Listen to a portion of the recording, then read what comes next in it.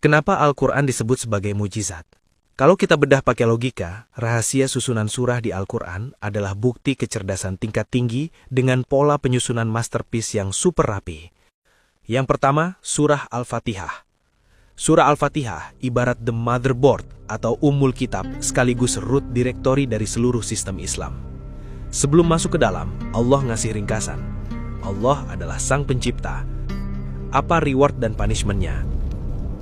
Dan apa komen utamanya? Ini adalah algoritma psikologis dan sistematis di dalam surah Al-Fatihah yang membuat otak manusia untuk melakukan kalibrasi total setiap harinya. Core arsitektur dan terms and conditions, surah Al-Baqarah sampai Al-Maidah.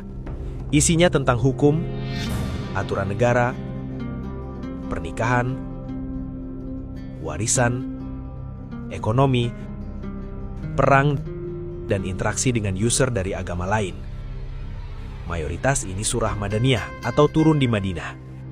Ibarat kita baru install OS baru, hal pertama yang muncul di layar pasti terms and conditions atau syarat dan ketentuan kan? Jadi Allah ngasih tahu setup fundamentalnya dulu. Hukumnya begini, halal haramnya begini, bangun peradaban caranya gini. The Historical Logs and Case Studies, Surah Tengah, Al-A'raf, Yusuf, Al-Kahfi, Maryam, dan lain-lain. Memuat tentang sejarah peradaban kuno, kisah nabi-nabi terdahulu, survival mode umat terdahulu. Mayoritas Makkiyah atau turun di Mekah. Setelah paham aturan main di awal tadi, Allah ngebuka sistem logs atau catatan sejarah.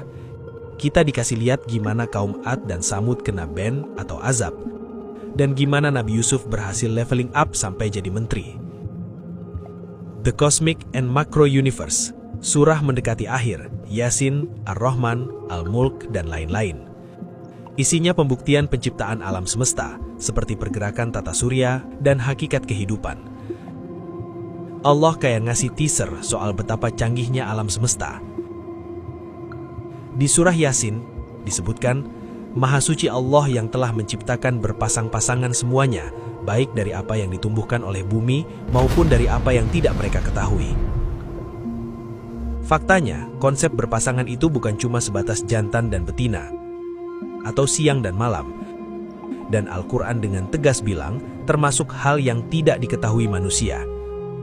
Di tahun 1933, fisikawan Paul Dirac dapat Nobel Fisika karena nemuin antimateri, pasangan dari materi.